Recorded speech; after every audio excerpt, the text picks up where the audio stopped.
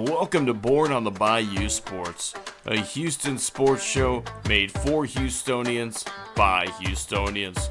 Join Tim Costello and Scott Barzilla every week as they break down the latest in Houston Astros, Rockets, and Texans news. Tim's a former minor league broadcaster, and Scott has written 2 books on the Baseball Hall of Fame. Yeah, if Javier could get it figured out, it would make things a lot easier because he was that guy everybody was counting on this year to be a Cy Young candidate, take that big step forward and help anchor this rotation with Fromber. Since he's come to Houston, you can look at the development of guys like Carlos Correa defensively, Jeremy Pena defensively. I mean, you can know Alex Bregman's, certainly I think a better than average third baseman. And now you're putting teams in 3rd and 8, 3rd and 7, 3rd and 9. Now here comes Will Anderson. Pin back your ears, let's go. So if you're Bayou born and bred, or just like spending time in the H, sit down, relax, and stay Houston strong.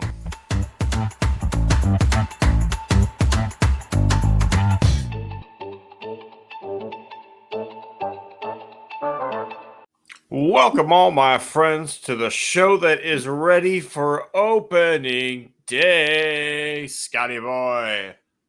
All right, Tim. I'm stealing the opening question for today because we ran into this on Monday evening.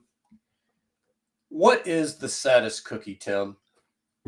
It is without question the oatmeal raisin because it's not even a cookie; it's a fucking breakfast bar. Thank you, Jesus. We were sitting there Monday night. We had an event for LSU. They were kind of welcoming Houston area, kids that they accepted. And I almost called HPD for fraud, Tim, because you bite down on that thing, you're thinking, I'm getting chocolate chip cookie. Yeah, that's the worst part of it. You think it's a chocolate chip cookie. And then it's raisin. And I don't know. I'm not a huge raisin fan. I don't know about you. I'm not. And I don't like oatmeal either. Yeah. Well, I mean, I don't know. I could see some people liking that sort of thing. I'm not personally into it. But to me, when you advertise yourself as a chocolate chip cookie, because this is what it looks like. I mean, that's like a Depression era replacement, right? Like you couldn't get chocolate chips and you couldn't get sugar the same way and flour, so you made oatmeal raisin cookies and they look like chocolate chip, and just pretended you were having a chocolate chip cookie, but no, it's oatmeal raisin. But no, like there's no place for that in America anymore. I bet you, like, if you look at the tray of cookies, like everything is blown out, and then there's a shit ton of oatmeal raisin left. Yeah, I got my macadamia nut because I like macadamia nut, and I know that's not raisin. Yeah, it's not a good cookie. I will give you that, Scott. But we mentioned it. It is opening day tomorrow. The time you are listening to this episode, the 2025 opening day will be upon us. And, even though the Cincinnati Reds didn't get the traditional first pitch they'd like to internationally, they will be starting things off at 3:10 Central Time tomorrow, Scott. Yep, and the Astros starting right around that same time. Yep, 3:10 as well as a start for your Houston Astros. And, you and I were texting today. It feels really weird. Like last year going into the season, we were a little bit like reserved. We were taking very much a wait and see approach. There were questions about the starting rotation. First base was very much a question mark. And, we just didn't feel great about the roster. And then, season turned out okay after a little bit of a bumpy start. But now this year, I think you and I are both pretty excited about the state of this roster. And it's kind of weird with all the transition that's happened. We're caught up in maybe a little Cam Smith fever that makes us feel better about this roster. But either way, like I think you and I both agreed, like we're pretty excited about things for 2025. Yeah, I think so. And I think the upside is higher. Obviously Cam Smith is the big story, and that we're going to get more into that. But I think last year there was kind of, I guess the ceiling was lower, if that makes any sense. Yeah. And this year, I think there's some variation, and I think there's obviously going to be spots where this thing could go off the rails.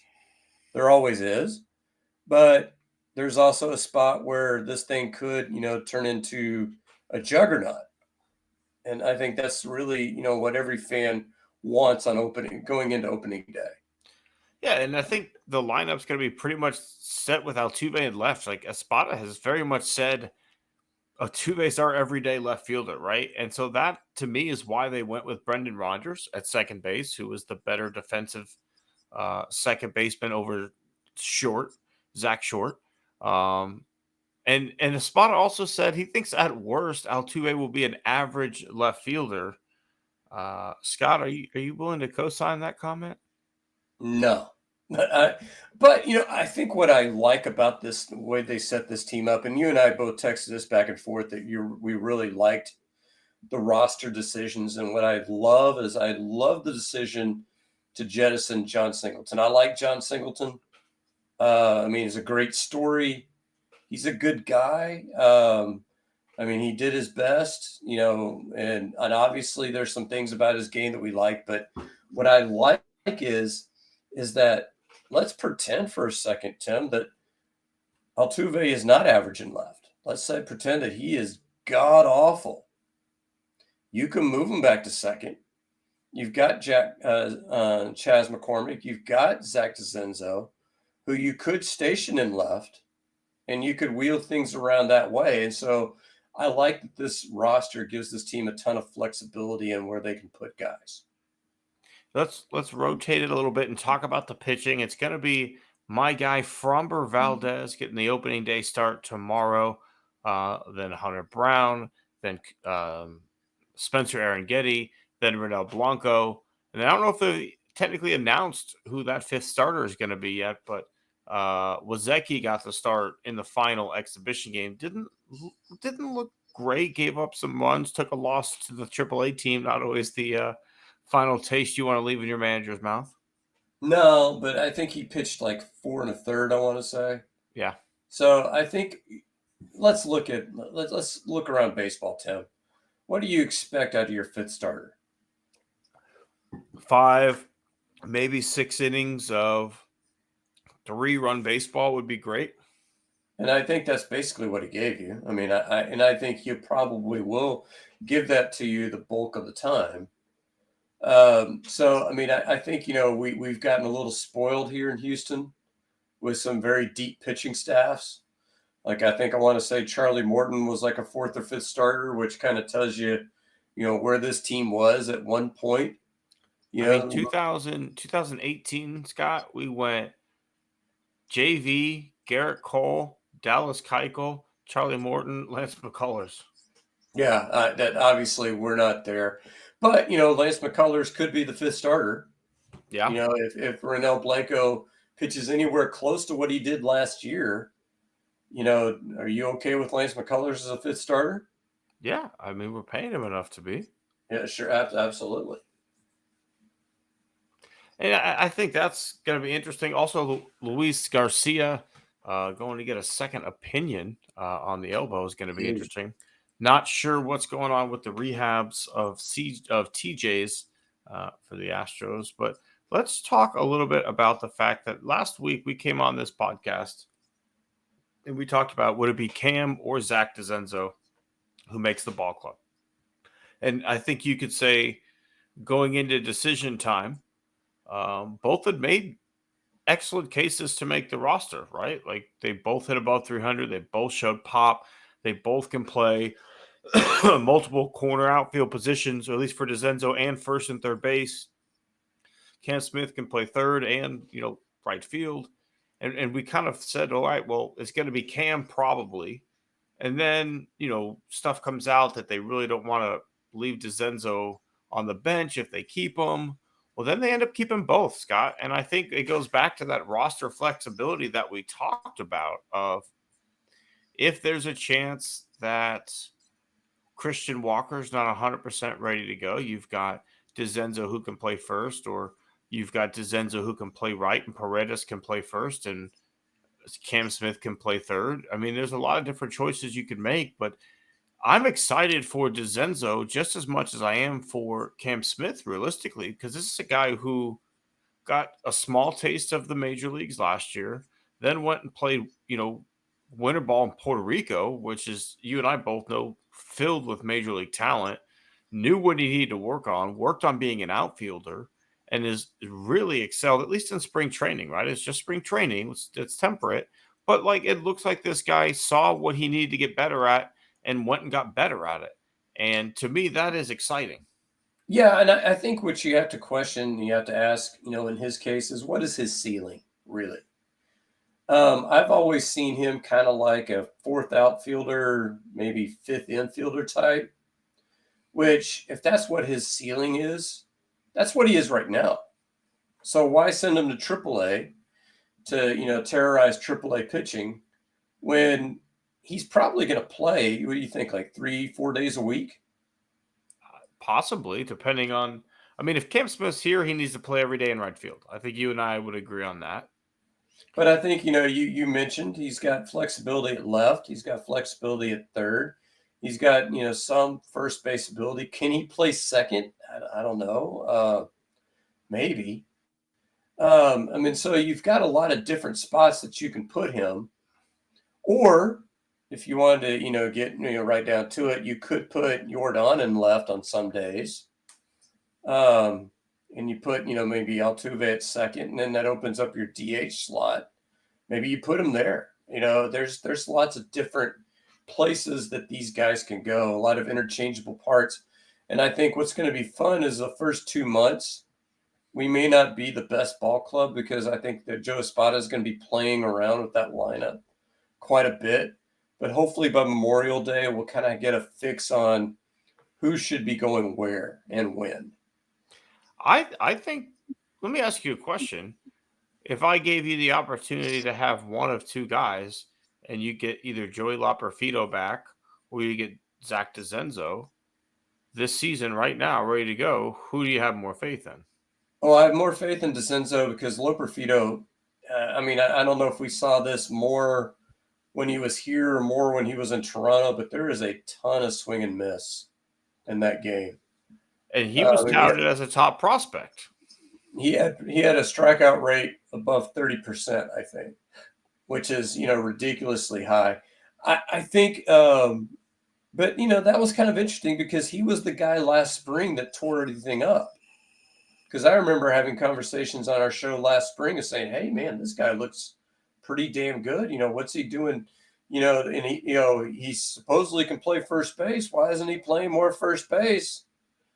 And we know we heard behind the scenes there was some, I'll say that were the tomfoolery involved in him not playing first base more than he was. Yeah, but I still think my point to that was that I think DeZenzo as well is better than Loperfido. I think he's a better baseball player. I think he's more versatile. He may not be a better overall athlete, but I think he's going to be a better ball player. And I think Loperfido was touted as, an up-and-coming guy. He was obviously enough that Toronto wanted him in that trade for Kikuchi. So when I look at DeZenzo, I think he could be a starting left fielder. I think he could be the starting right fielder if Cam Smith moves to third base in the future. I don't think he's George Springer reincarnated, but I think he could be a 265, 20, 25 bombs, right? Like, I don't think that's outrageous for him. No, and I agree with that. And I think, with this system, the Astros system gets dinged a lot for not having the upper level huge prospects. But what they do is they produce a lot of guys that are just solid baseball players. And I think, Shea Wickham, even though he got sent down, is another one of those kinds of guys that's going to end up being like probably a solid utility type player. And if you have enough of those guys, then you don't have to sign veterans in free agency. You can pool some of those resources together and you can maybe afford something extra. And one of the things that always impressed me when I was growing up about the Cardinals was whenever somebody got hurt or midseason, whenever they needed just that little bit of juice, it felt like they always had somebody in the minors just ready to go who could come up and make a splash, right? And because of that, they were able to go out and spend big on starting pitchers, on relievers, on Matt Holliday at one point, right? Because they had such young talent that would come up from the bullpen side of things, or whether it be David Eckstein coming up and giving them a spark, or Flaherty came up young one year, or there's a kid from A&M, Waka came up, But even when we were younger, in the late 90s, just felt like there was always somebody coming up who gave them that little bit of a spark. And if you've got that in your farm system, you're right, Scott. You're number one, a more valuable trading partner because you've got good quality baseball players and you can go get stars. But number two, you can wait and spend in free agency knowing that, like, hey, I've got a guy who could fill the role till then. Well, yeah, and what the big key, and I think the different, and I love the comparison with the Cardinals. None of those guys were Baseball America top 100 guys. They weren't MLB.com top 100 guys. Cam Smith is, Bryce Matthews is, but other than that, there are none of those guys in the Houston system. But you mentioned Zach DeCenzo. There are, countless other guys. Usually on the Astros, it's arms that seem to come out of nowhere. That, nobody is really, thinking much about. Eric Getty was, as I think, somebody that some scouts were liking, but nobody really saw last year coming. Nobody saw J.P. France coming on the scene in 2023. Certainly not like he did. So you have enough of those guys, Luis Garcia, Christian Javier, Framber Valdez, all guys, none of them top 100 guys. But look what they did once they came to the show. I mean, that's the difference in each GM too, Scott, right? Like, I think you and I both know that Luna was very committed to the Latin American baseball players and had a lot of scouts working in those areas. And that tradition carried on through with Click as well. But, maybe with Dana, he's better with the position player side of things, right? Like maybe we start to see that. I don't know, but or as a guy who ran the minor league system for the Braves, maybe he just has a way of developing position players that we were not already doing, right? Because I think if you look at least on a technology side of things, what the Astros were doing for arms, like they set that thing up well. There were cameras, there was everything you want to know data wise in the ballparks in our minor league system to give these guys every advantage in the entire world. And that data is there for the hitters as well. Just maybe this particular GM, Dana Brown, has a way to use it differently. Well, so Tim, to transition a little bit, as some of y'all know, I write for the Crawfish Boxes. And there was a piece that we both read on the Crawfish Boxes that came out yesterday. And I wrote I'm not going to say a scathing rebuttal, because I don't, that's not really my style. But it called the Cam Smith promotion a huge mistake. So I think it's a good opportunity for us to, I hate to say put a guy on blast, but, kind of to say our piece in response to that scathing criticism on his part. Yeah, I mean, you and I both thought it was the right move, right? When you look up and down this roster and you tell me who are the best 26 guys, Cam Smith is in that 26. You can't argue with me that based on all the data that you have, that this guy isn't one of the best 26 guys that you have. You can't tell me that. If you're going to come at me from a business perspective, then get the fuck out of here. I don't care about control years. I don't care about anything. As long as Jose Altuve is in the building, I want you to put the best possible team around him that you can put. And if Cam Smith is as good as we say he is, which it appears to be the case, then he needs to learn at the major league level. There's nothing to be gained from being in AAA if you are ready to go.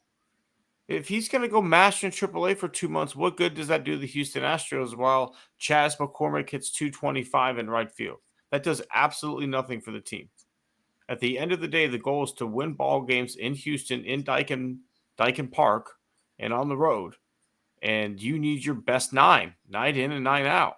And to me, right now, Cam Smith is the best option to play right field every night. He's better Yeah, defensively than anybody else that's out there. I think what killed me about the article was, when we got to the point where he was comparing us with the Angels. So I'm just going to give you the floor, Tim. Why did the Angels suck?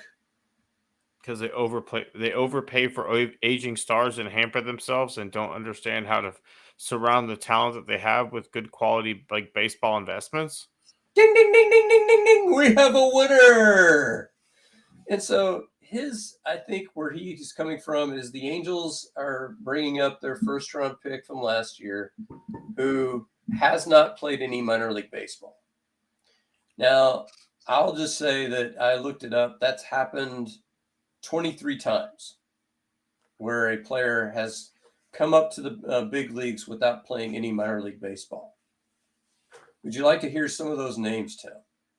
I bet they're old timey. Well, some of them are, some of them aren't. Can I give you interested in John Olerud? Not bad, right? Borderline Hall of Fame type. Oh, very good. Okay. How about Bob Horner? Okay. Have you heard of Dave Winfield? I have.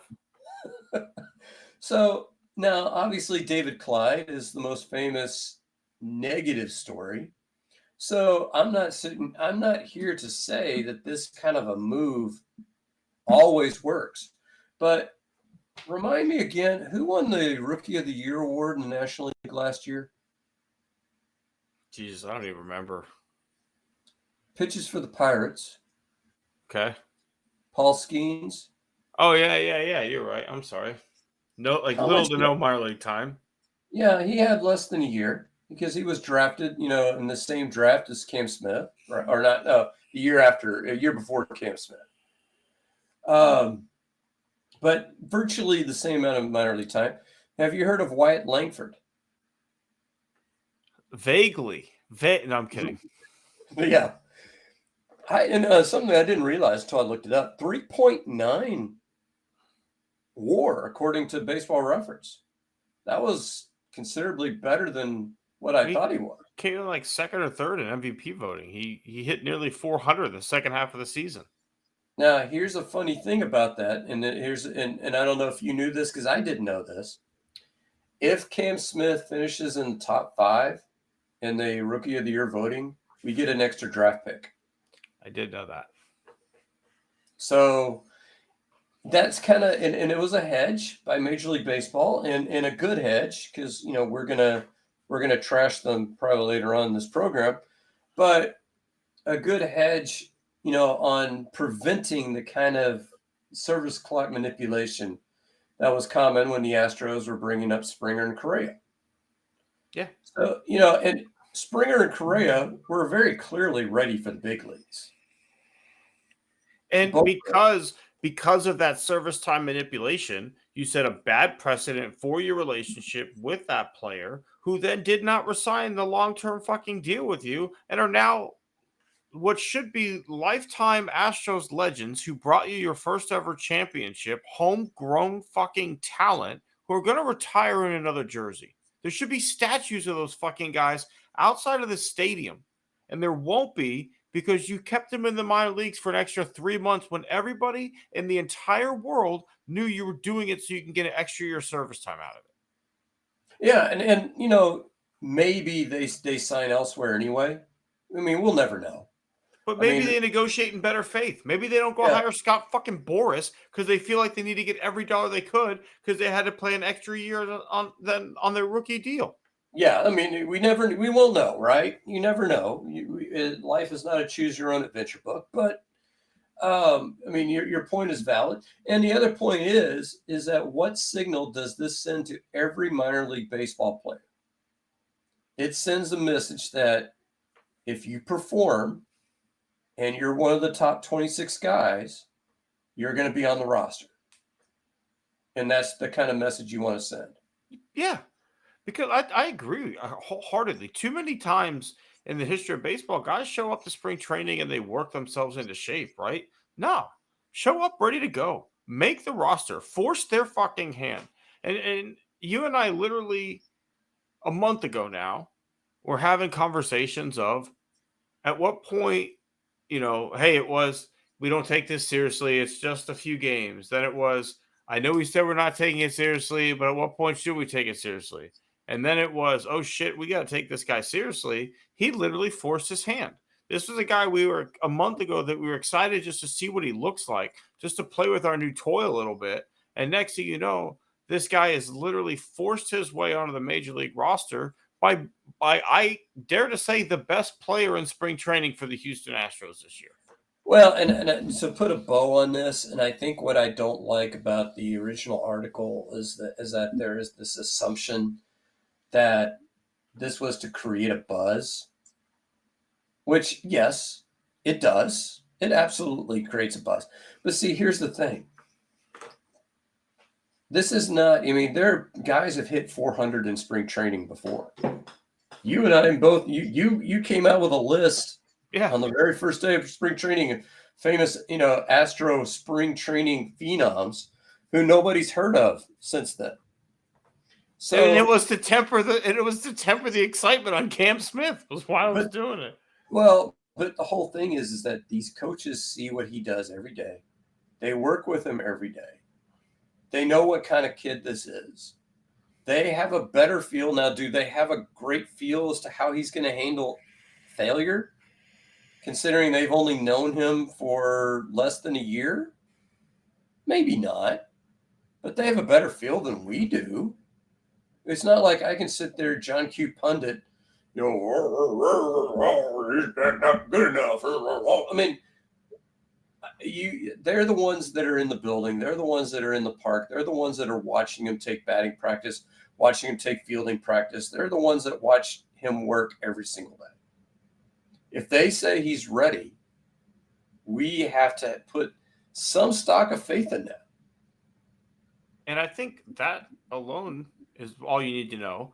But let's add this on top of it, because again, I would love to have gotten this guy on the show so I could say this to his face. We know he's going to fail at some point, right? Like we know it's going to get tough times. That happens. It's Major League Baseball, right? You've never faced guys with stuff like this consistently in your entire life. Do you want him to be surrounded by your best coaches and players like Jose Altuve and Jordan, or do you want him to be in AAA and struggling in AAA with other AAA players, right? Like I want him to be surrounded by the best hitting coaches we have.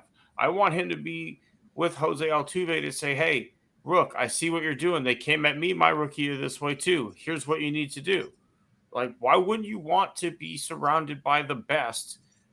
Because that's what you envision him being. This guy is the best prospect you've had offensively since Kyle Tucker, who you got back in the trade for him. You expect him to be a future stud. Let's get him around the studs that we have right now so he can see how a stud prepares. He can see what Jordan Alvarez does every day to get ready to hit. He can watch film with Jordan and Jose Altuve and Yainer and Christian Walker and see what these professional hitters do to make sure that they don't get fooled up there. Well, and I'll make this analogy. Think about our academic careers. You know how many tests I studied for in high school, Tim? I'm going to guess you're going to make this sound like not many. 1. Okay. I failed it. It was my Spanish 2 final. And I did not pass a single test in Spanish 2. But here's my point. Everybody, no matter who you are, there's going to be a level where you just can't get by on pure talent anymore. Intellectual talent, physical talent, whatever it is, you're going to have to work. Like a Scotty Scheffler found a level where he has to work. He's the number 1 player in the world, but he's got to work at it, right? He can't just, I'll just show up on a Tuesday and kind of hit a few shots, and then on Thursday in the opening round, I'm ready to. No, that's not how that works. And the same thing happens for us academically. So for me, it was college. For other people, it might be high school or junior high. But for Cam Smith, he hasn't reached that level yet where he's struggled. He's conquered everything he's done ever. He might conquer double A or triple A. We don't know. So there's going to be a level where eventually he's going to fail. And you could stick him in double or triple A, and it's probably still the big leagues. Because that jump to the big leagues is huge no matter what level you're coming from. So eventually, you probably went through that period. I went through that period where it's like, oh shit, I can't just wing it anymore. I've got to actually put in some work to get this to happen. Everybody gets to that point in life. I'm going through it right now. Like literally, I was telling my boss the other day, like this is the hardest job I've ever had. Like my previous role in this company, I could chill and watch Netflix and like get stuff done. And like now, I sit down on my computer and I sometimes don't look up again until 5:30. So I feel it, and you know, it's good to have a team of people around you who've been through it before and know what it's like. And Cam Smith needs that. But let's switch it up because another team across town, Scott, is going through something new. The Houston Rockets are preparing for liftoff. This team is explosive. They won 9 out of their last 10. They were on a 9-game winning streak before falling to the Nuggets, then winning again last night. Jalen Green is playing basketball, I think, at the best level we've seen since he's been drafted to the Houston Rockets on an all-around, not just scoring the ball, but just playing basketball. The defense of this team is fantastic. The play of Sengun in the last 2 or so weeks has been phenomenal. Triple-double even in the loss against the Nuggets. This team is very much making us eat our words on what my expectations would be. Because the way they're playing right now, like they very much look a lot more than just a team you'd be happy if they get some good playoff experience. This team very much looks like a tough out in the playoffs. I think both can be true at the same time. I think they are a tough out for anybody. I wouldn't want to face them, but at the same time, that lack of experience overall does kind of concern me. And so I'm allowing myself to be pleasantly surprised by whatever they do produce in the playoffs. The guy, I mean, and we talked about this ad nauseum when they were in their struggles, but Fred VanVleet is just so important for this basketball team. And watching him down the stretch, when they're inbounding the ball and everybody knows it's coming to Fred VanVleet and he still gets the ball and he's able to allow them to foul him. He's knocking down every free throw. That's just the guy that you need whenever you've got those small leads down the stretch. Sometimes, in today's NBA, especially the true point guard has been lost, right? The guy who I'll shoot it if you need me to. Like, yeah, I'll knock down a 3 if that's what you need me to do. But my job on this basketball court is to make the best basketball play, period. Right? We had it with Chris Paul, John Stockton, Steve Nash, those type of guys, right? Who Steve Nash could have gone for 40 a night if he wanted to, but he never averaged 20 in his career. He was an 18 and 10 kind of guy because he didn't need to get the points. He needed to get his teammates going. He needed to get everybody else getting in the flow of the game. And then, I'll get mine a little bit here. And to me, that's Fred VanVleet, right? Like this guy powers the engine. This guy gets everybody set up and gets them better shots. I think the difference between Jalen Green before he had a true point guard next to him and now is unbelievable. Like, hey, John Wall was fun. It was nice to have him here. He revived his career, but he didn't set Jalen Green up in offensive sets to be successful, right? He didn't teach him anything about how to be an NBA pro. Fred VanVleet holds these guys to a standard and gets them good looks and gets the game going and, gets everybody else in their rhythm before he even worries about trying to find his. Yeah, but he did score, I think, what was it, 36 against Miami? So he could still, Yeah, he if can that's what the get game hot. needs, right? Yeah, he can get hot, and I think you mentioned this last episode, and I think it's really, really key is that Dylan Brooks is playing the best basketball of his career, certainly offensively. Defensively, I mean, I didn't watch him much in Memphis, but offensively, he's looking a whole lot better than he did last year. And I think when you look at Jabari is definitely looking better off the bench than he was when he was a starter. Tari Eason is still doing his thing, and you got Eamon Thompson back, doing his thing. There's just, I think what's really going to be fascinating is to see how other teams attack him or attack this whole roster in a 7-game series. Because I just want to see where the holes are long term. Because this team is going to make a major move in the offseason. It's just going to be a question of what. I agree with you on everything you said. But I'm so excited about it, right? Let's look at why these guys are all playing the best basketball of their career, right? And it comes down to Ime making fantastic decisions. Playing Dylan Brooks at the 4 is giving him such a mismatch, right? He's going up against slower guys. He's basically getting the looks that PJ Tucker got his entire career. And he's a better basketball player than PJ Tucker is, right? Like PJ was great at knocking down a corner 3, but he's not making an athletic move to get by you and do anything else past that. Where Dylan Brooks can do that, folks. Like Dylan Brooks can dribble and pass and do all the other stuff that comes with playing basketball. So they've schemed him up perfectly. And that's because Amen Thompson can be that, point forward that he is, and he'll play the 3, he'll guard whoever. But by having Dylan Brooks play the 4, the spacing on this team is fantastic. And then by moving Jabari Smith off the bench, I think he's playing a much freer, aggressive basketball. When he was in the starting lineup with Jalen Green, with Sengun, with Dylan Brooks, with Fred Van Vliet, I don't think he was looking for his shot. I think he's trying to just fit in, play his role. But when him and Tari come off the bench together, those guys are hunters. They're dogs. They're coming in to get theirs and make a positive impact off the bench. And I think that mentality is exactly what Jabari Smith needed. Yeah, and I think I don't know if you saw the positive rating that the Twin Towers lineup has gotten since they've been incorporating it. I think they said it's like a plus 33. It's just ridiculously good. And you can't do that, for more than maybe 15, 20 minutes a game.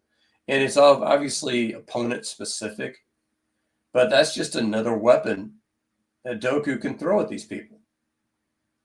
It's amazing what he's done with his lineup. It's amazing how good Udoka has been for Jalen Green specifically, right? Like a guy that we were really unsure of coming into the season. Like we had seen some progression. He had a stretch last year that we were really excited about during, I think, February to March, and then kind of fell off in April, and the Rockets barely missed the playoffs, right? Go 500.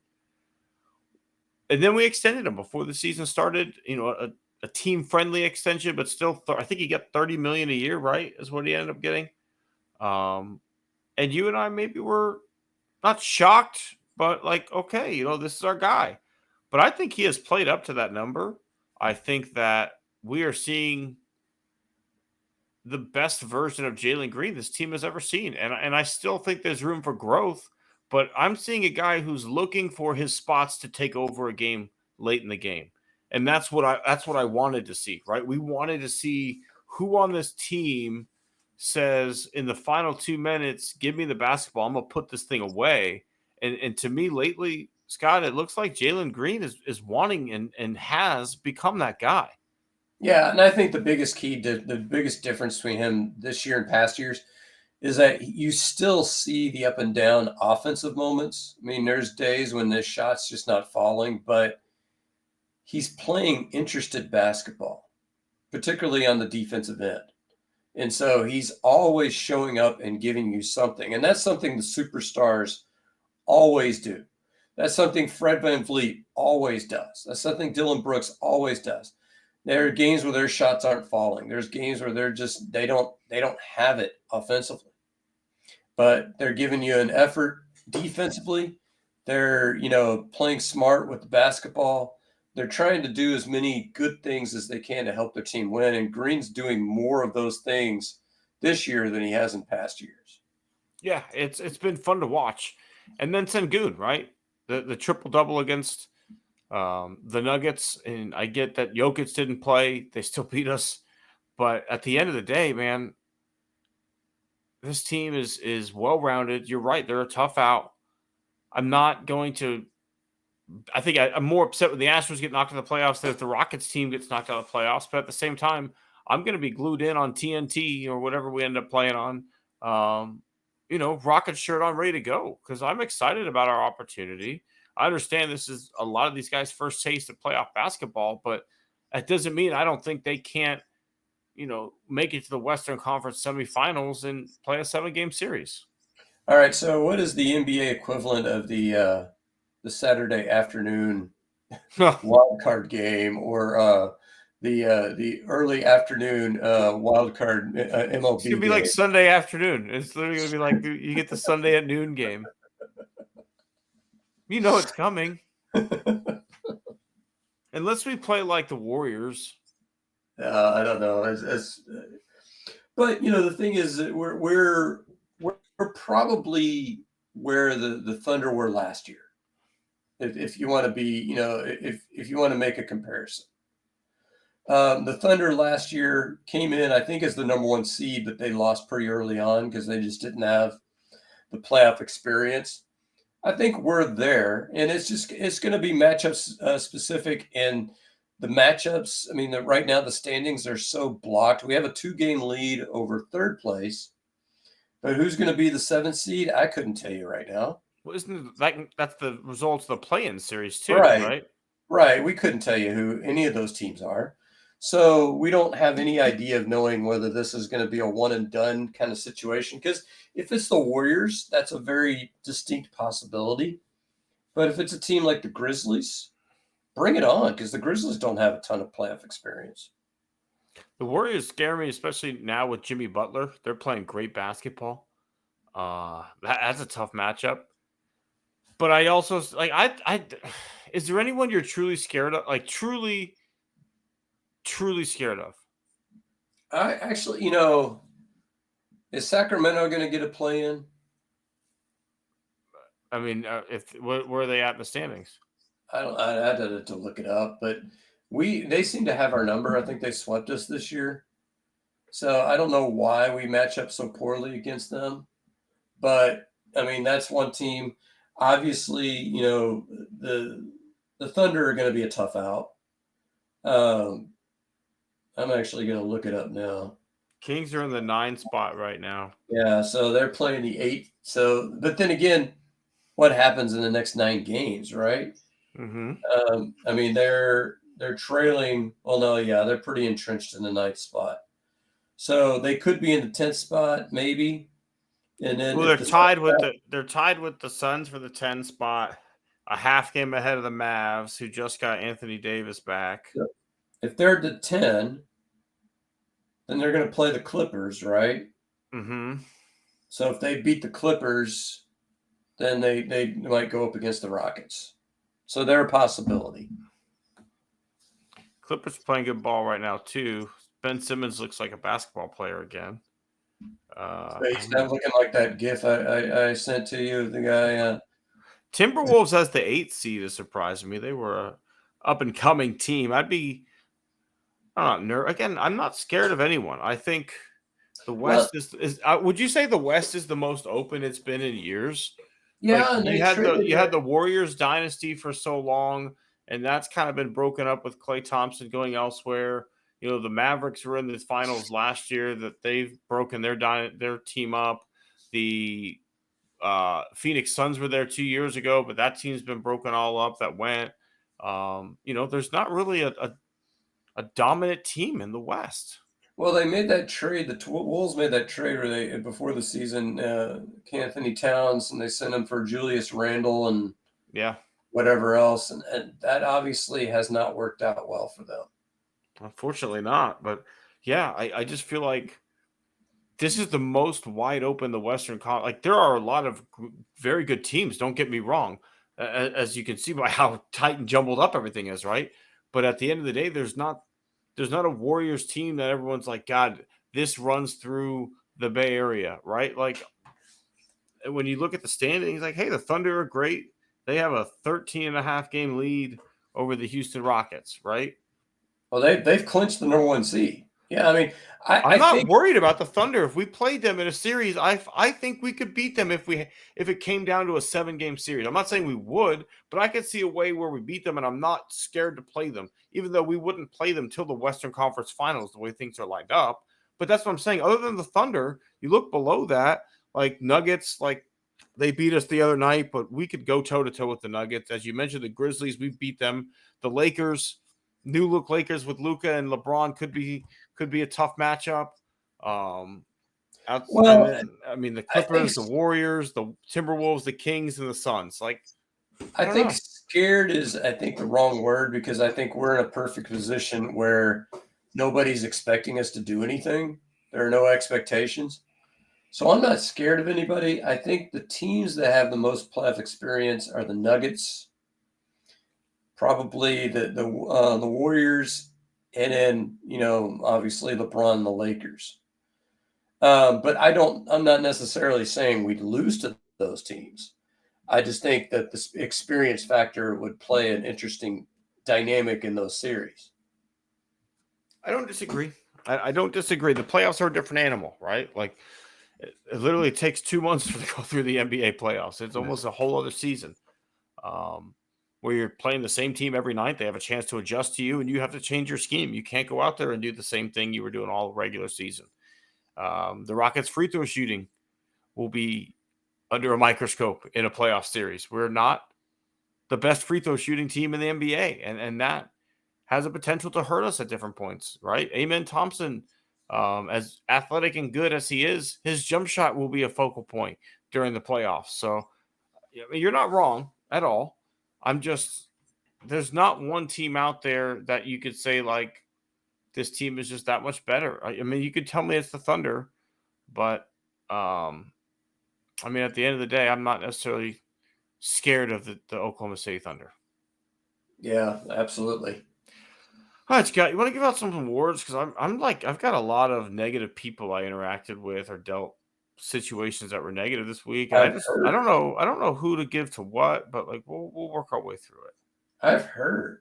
And I might have a joint scumbag myself as well. In terms of if I'm going to, I think we have a joint award. If For you which want to one? take this I'm one giving for away the a horse's ass. for the horse's ass, I think. Is this for my subscription package? Yes, I believe so. So So I'll let you run with America, this. like many American citizens, I switched to T-Mobile. All right, Scott. And one of the main reasons I made this switch is the MLB.TV subscription that comes with the T-Mobile membership. My wife is a Giants fan who never really gets to watch her own team play. I thought it'd be great, not only to save a little money on my wireless bill, but to also allow her to watch her Major League Baseball team of choice. But one of the dumbest fucking things in the entire world is that I live in a city that has another major league team here that's not the team I like. I am in the Dallas Metroplex, which would mean, like you would think, I'm out of market for the Houston Astros. You would think that. Like you would think because there's another major league team here, I am out of market for the one team. But you would be fucking wrong. I'm blacked out. I am blacked out. Luckily, Scott is nice enough to allow me to use his Fubo account to watch the Houston Astros. But still, the fact that I have a subscription that allows me to watch every Major League Baseball game except the ones in Texas. Like, what are we doing? I'm 500 miles away from my team. Well, I'm a fucking 6-hour car ride. 250, Tim. Is it that little? It's a 6-hour car ride. Well, so here's the funny thing, Tim, and So if you're sitting in Houston, Texas, what NFL game is going to be on CBS virtually every week? The Houston Texans. Okay. So if But the let's ask, NFL, if you're in Houston Texans, what game is on Fox every week? well, Cowboys. Right. But you know what's bullshit? If you're in Dallas, Texas, Cowboys are on every week, but the Texans are never on. But but see, the NFL has figured this out. The NFL has figured out that you get people to subscribe to your package when they want to watch their team when they're not in that team's market. See, that's how this works. The way this works is, let's say that I'm fed up with the political life that's ever happened, and I want to move to Dublin, Ireland. Well, then I'm going to subscribe to MLB TV, and then I can get my Astros anytime I want. But see, the problem is, Tim, is think about if you look at Fubo. We have the Space City Network, right? Mm-hmm. We also have the Rangers Network, right? Is it on there? Yeah. Okay. I've never looked. I literally watch one channel on Fubo. We have like the Spurs Network, right? I think we do. I watch one channel. It's what the thing that's driving this thing is not the fact, and this is what people seem to think, and Janet's always saying this all the time, like, it's not about going to the ballpark. That's not the driver of this thing. The driver of this thing is the cable networks. So this is what you do, Major League Baseball. You charge me $30 a month, which how many months is the season, Tim? 6. So 6 times 30 is what? 180. Would you pay $180 to be able to watch every single team play? Yeah, I don't know how much. I don't know how much MLB whatever is. I'm sure it's right about that much. Maybe a little less. And so what you do, Major League Baseball, is you go to these regional sports networks, you go to these cable providers, you go to satellite providers, and you say, out of this $30, we'll give you $15 a month. From every saying, hey, you as consumer have the choice. Do you want to pay $20 a month for your one team?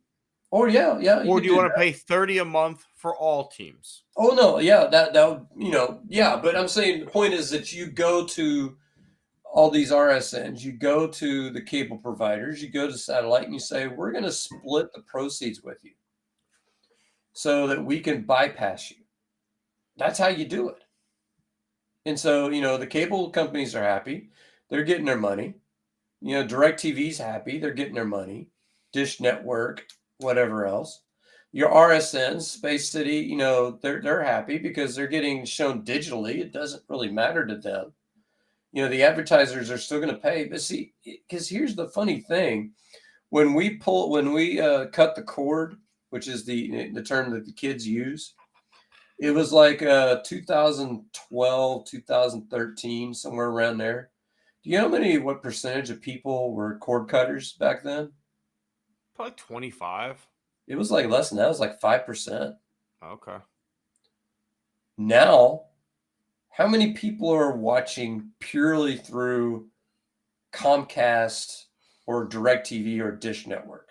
You'd be surprised at that number because I actually have the stats from America from a marketing perspective that we just took. It's 50-50. That doesn't surprise me. But what that shows is that in the span of a decade, we've gone from 90 to 95% being that to 50.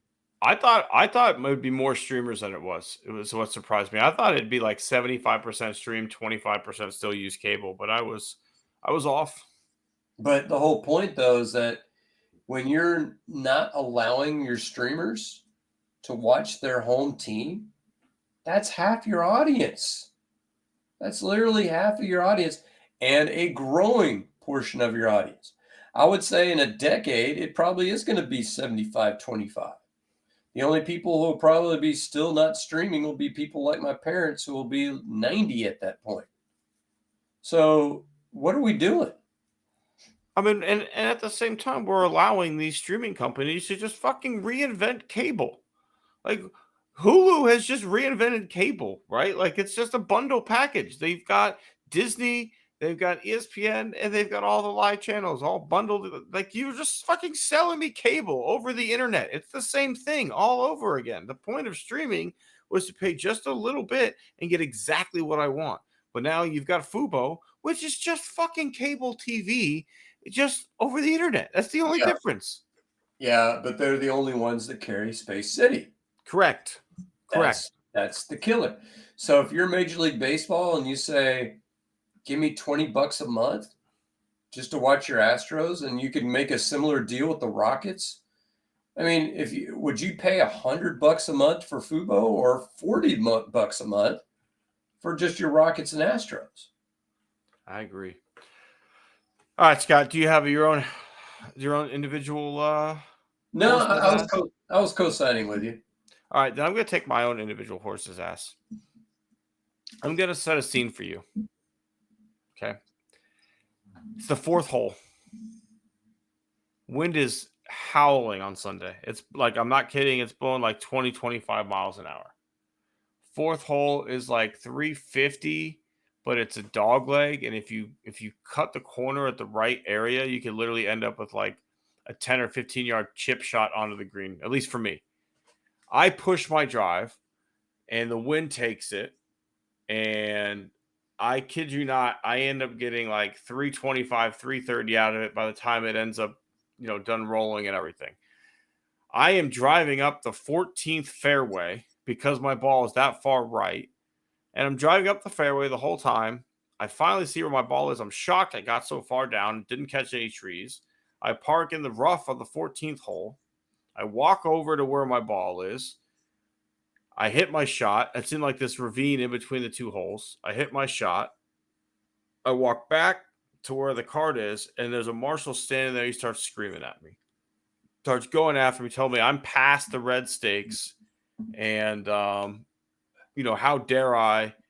And I just literally was like, hey man, the red stakes are on the 4th hole. I'm actually on the 14th hole right now, so the red stakes really don't apply to where I park my cart on the 14th hole, because the red stakes show you where not to park near the green on the 4th hole. And then he starts screaming again, you can't park here, you can't park here. I said, hey man, okay. And then he keeps going. I said, hey, okay. And then finally I was like, hey, okay. Like, I get it. I'm a member. I don't pay to have you come out here volunteer to give me a lecture. All right. I'm good. Then after that, he looks at me and he goes, you people are the problem out here. And I said, I know. He goes, Jesus Christ, you people are always the problem out here. I literally, like, you people, like, who the fuck are you talking to? And then he looks at me, he goes, fuck you, fuck, and then gets in his car and drives away. And it's just like, you are a 6-hour-a-week volunteer who should be nothing more than a steward of goodwill and someone who keeps the golf course on pace.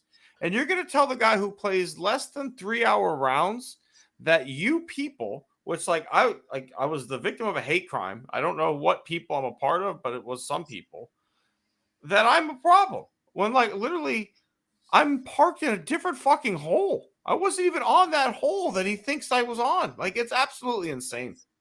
Well, it's the beard, Tim. That's the you people That's what I said. Is it bearded people? Is it Well, leftists? Is it okay. like I had Astros head covers? Is it Astros fans? Is it Irish people? Is it Well, white people? I don't know. Have you ever played Del Lago? Which one is that? It's off of Lake Conroe. It's now called Margaritaville. Yes. So there's a hole out there. It's now number 9. It used to be 18 for a long time.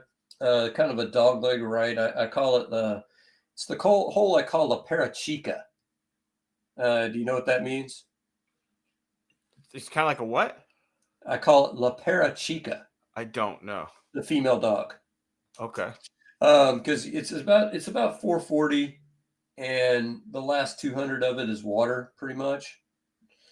So one day I play in the hole in the golf-a-thon, and I slice it and it's going on the road, and it hops the road, and it goes on to the 8th hole. So, yeah, you're well versed in the rules of golf, Tim. What are the out of bounds rules? White steak. Well, there are no white stakes. So, isn't it literally that your ball is off the golf course? But you're on another part of the golf course. Correct. So I went over there and played it. Yeah, I feel like you're good. Because Yeah, I I was think on we're the golf. great. Yeah, you're good. I mean, it went on the road, which is not part of the golf course, bounced back onto the course. Correct. So you drive To the me, cart over it. there's no difference in that than if you hit a house that was out of bounds and then came to rest inbounds. Like as long as Exactly. your ball came to rest inbounds, you're fine. As long as you're on the golf course. I mean, the original rules of golf were, designed in Scotland, where you had to hail a taxi to get the ball out of bounds. I mean, you'd have to put their ball in the back seat and say, "Hey, drive a couple of miles that way." Now, And I then, will say there are like local rules, right? Where like, hey, there's right, internal out of bounds, but if it's not listed on the scorecard and there's no white stakes, I think you're good. exactly. So this guy's a jackass. If there's nothing designating that says you can't play the ball there, what the hell? Yeah, it's frustrating when it's like a lot of our, it is what it is, but a lot of our marshals at our course are like retired cops who continue to be fucking assholes even after they left the profession. But let's do some good, Scott. Let's tip a cap or two after some horse's ass type behavior. Who do you have for us as your hat tip this week, Scott? Hat tip. Well, I'm obviously we've been tipping our hat here to Dana Brown. I think throughout the whole episode for making a huge call. I do think Joe Espada's kind of histrionics may have gone a little bit too far, but I think it was pretty cool to include Cam Smith's mother in that whole ceremony. But my hat tip is going to Louisiana State University, LSU. Even after the cookie call out? Even after, but that's the Omni Hotel, Tim. Okay, that's fair. That's not, LSU's not bringing their own cookies. At least I don't think so. Could have brought beignets. Yeah, they could have. Over 52,000 high school students applied to get into LSU this year. That's their most ever. So, they said that Ann was one of about a little over 7,000 students to get accepted. They ran a great event. I'm kind of, a little upset with Ann because they had a mingling beforehand and she refused to mingle with anybody. I was kind of hoping that she would get to meet some people, but, she chose not to do that, but that's okay. But, they held a great event. They did a great job pubbing their university and they answered a ton of questions. Nice event at the Omni Hotel. When I was going to TCU, our welcoming event was at somebody's house. So, LSU's definitely upping the ante just a little. St. Mary's had no event. Yeah, exactly. Right. So, I can only compare it with our collective experience.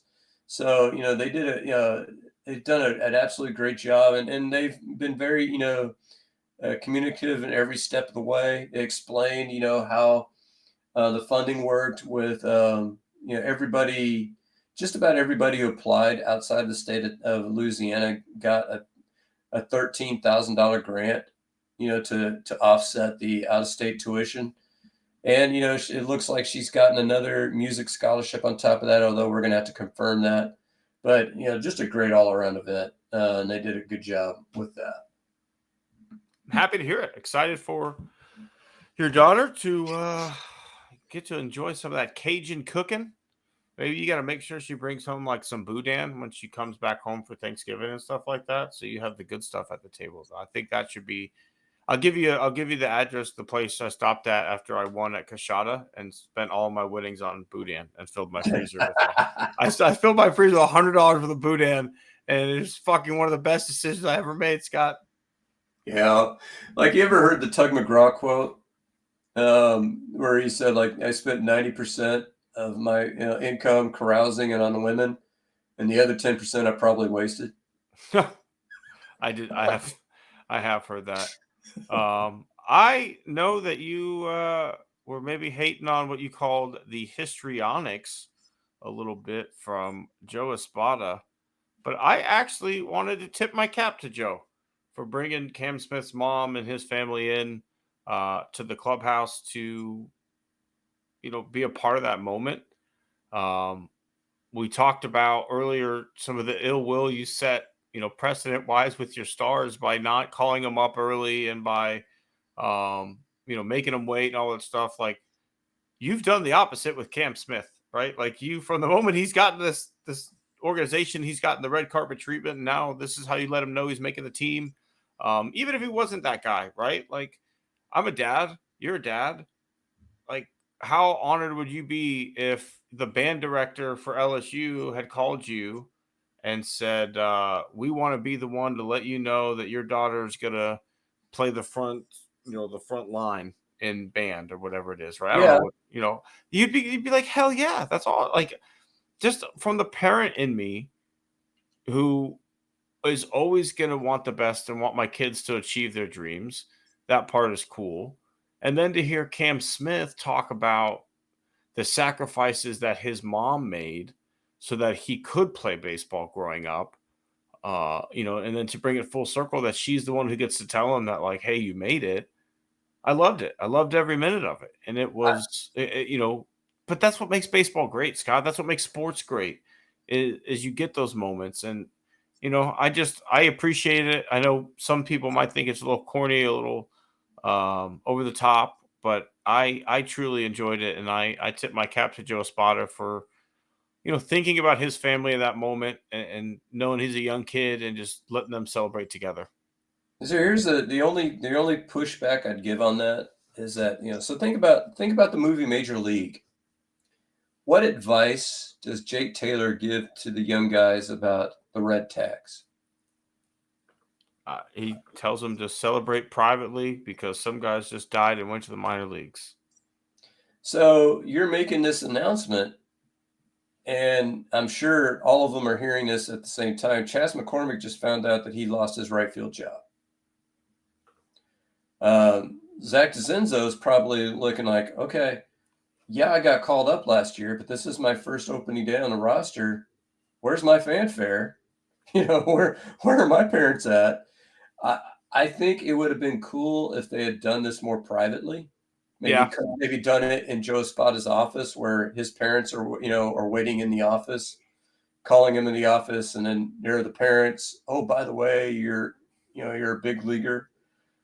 That might have been cool because I'm thinking, there's some of the guys that are maybe sitting around the clubhouse going like, okay, what the hell? And I'm sure some of the veterans, they don't care. I mean, they've been around for a while. Like Jose Altuve's not going to care. He's been a big leaguer since, what is it, 2010, 2011? 15th season he's going into, I believe. Yeah, so 2011. So he doesn't care. But some of those younger guys, and I think particularly like McCormick or Zach Short, where you're finding out, or Hummel, where, well, I'm really happy for this guy. Wait a minute. If he gets the roster spot, am I getting a rut? Oh, no. I'm going down to the minors. Shit. That's definitely part of it. But I think those guys had kind of already been informed at that point. Maybe DeCenzo wasn't the one. But like it looked like they were in the Astros Major League clubhouse when they made that video. So I'm thinking that was the case. I don't know, Scott. But yeah, that's not a bad way to view it. But I just, from the parent in me, was looking at it, I was like, man, I would kill to be able to like give my kid the news that they just achieved their dream. All right, Scott. Some people have offended us this week, and they need to be known as scumbags of the week. I was a good boy, Tim. That's good. I'm a good boy too. I was a good boy this week. I held on for 2 weeks. The last 2 weeks, I tried very hard, and I just can't do it. So I have a dual scumbag. Number one, Howard Lutnick. Have you heard this name, Tim? No. He is the Commerce Secretary. He's also a billionaire. And what he told Americans, with a straight face, I might add, that the only people that would complain about not getting their Social Security check are people that are committing fraud. And here's my favorite. My mother-in-law, she's 94, and if she doesn't get her Social Security check, then she wouldn't complain. You know why, Howard? Because you're a fucking billionaire. You can bankroll your mother-in-law. Most of us don't have $1 billion, Howard. Most of us, when we're getting to be that age, need that Social Security income in order to get by. I think I saw stats that, about half the country, that is their retirement income, is Social Security. Now, it's not a bad retirement. I think, if you make all your quarters, you get $5,000 a month. And if your spouse does the same thing, $10,000 a month is nothing really to piss at, really. I mean, that's 120 grand a year. But what happens if they don't get that check? Most people are living paycheck to paycheck in this country. And to sit there and say, well, the only people that would complain are people that they're defrauding the system, obviously.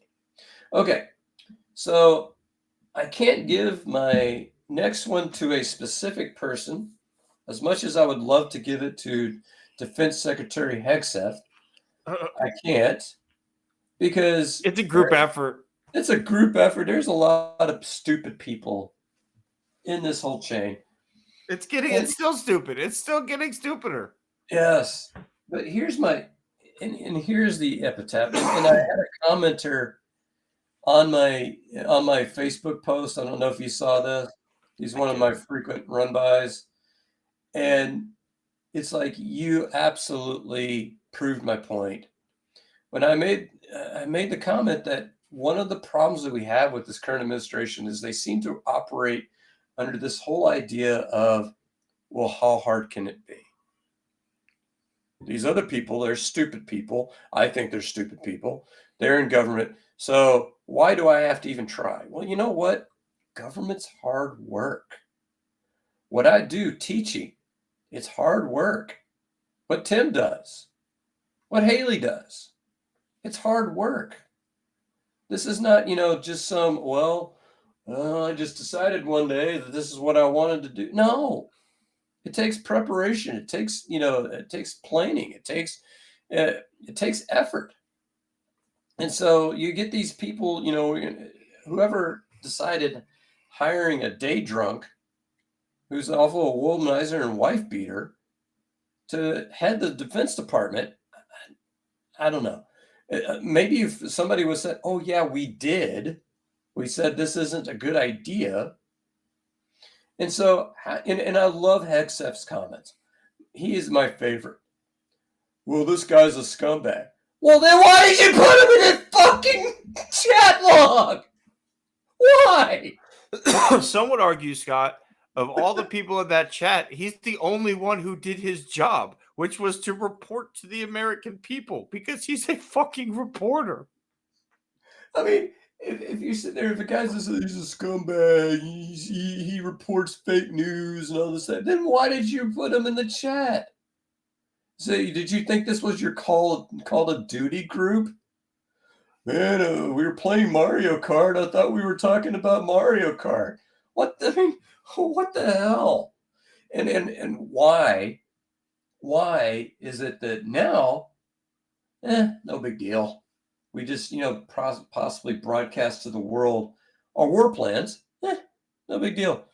But Hillary Clinton, should go to Leavenworth for the rest of her life for having a private email server that she didn't have any confidential files on. Hypocrisy much?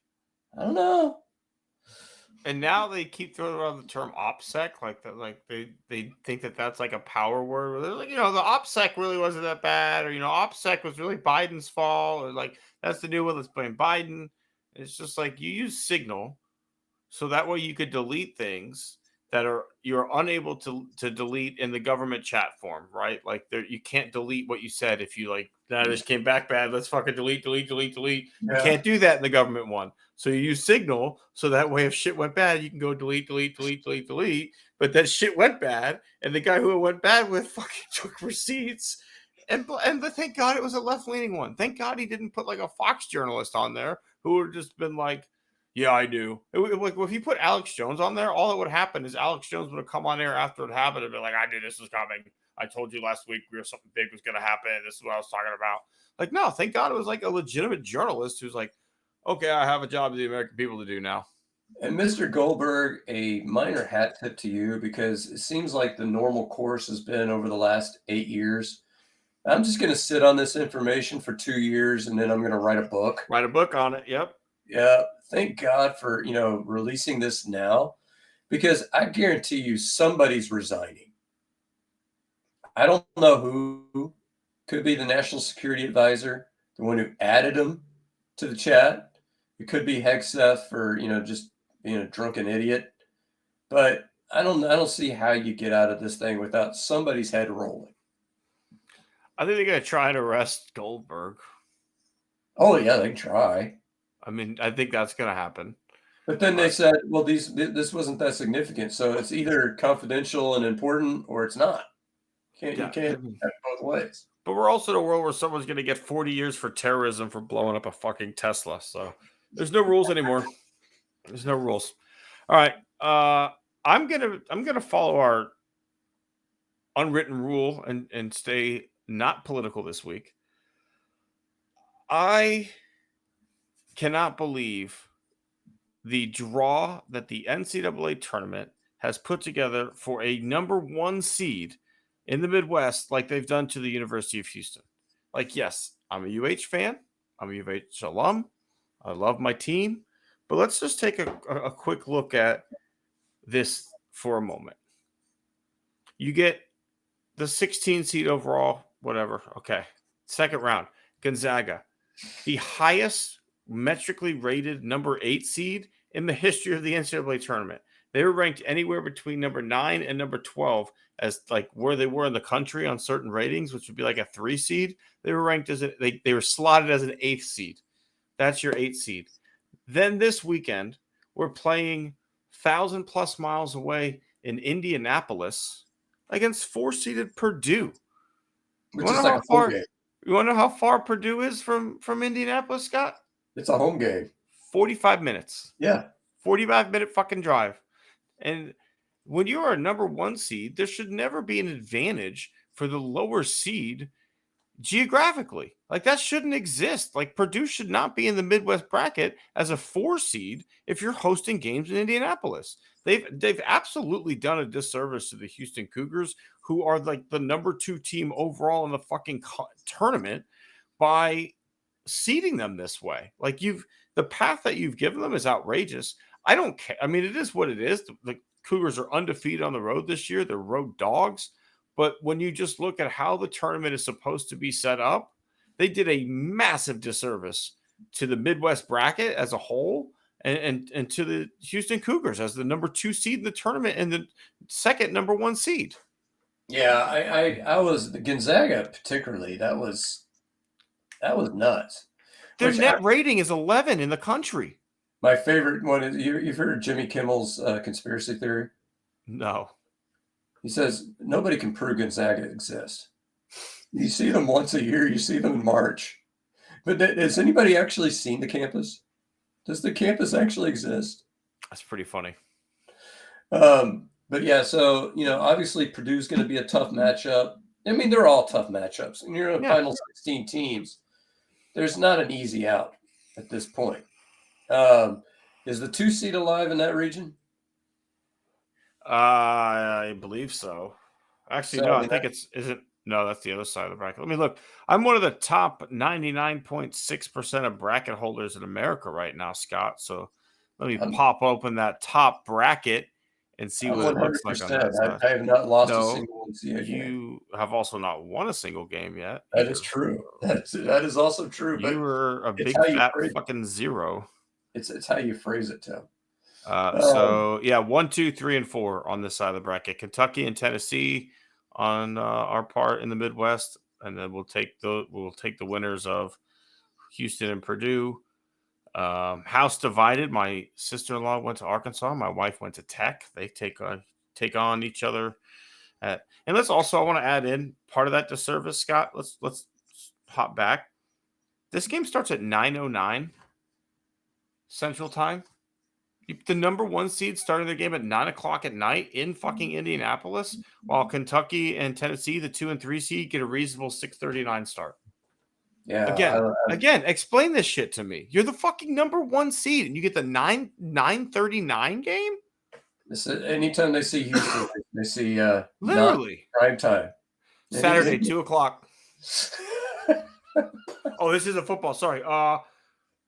Thursday night at 9:42. Wait a minute. Well, even baseball, when we're in the wild card round, it's usually the early afternoon when it was still Tuesday day game. Yeah, it's crazy. Yep, it is insane. I don't know if you Scott and I are in a fantasy baseball league, and I don't know if you saw who had the number 1 overall pick in that league, Scott. I did, and I saw who I drafted. Yeah, I did not. Yeah, buddy, got myself Ohtani. Did you go to the draft or? I did a good chunk of it, and then I signed off when we were filling up our bench. But I think you'll enjoy my starting rotation. I think it's my lineup that's stronger this year. I got Ohtani-san. It's going down. I think we should have maybe a season-long podcast bet on the fantasy season. Who ends up better? Yeah, well, I haven't even looked at your roster. You could have a great roster. I'm just saying. I think we should have a long-running season-long bet. Would you like to hear my outfield? Yeah, that's fine. So I've got a Wood from the Nationals. Not great in left field, right? Some guy named Aaron Juge in center field. I don't know if I'm pronouncing that right. I think it's Juge.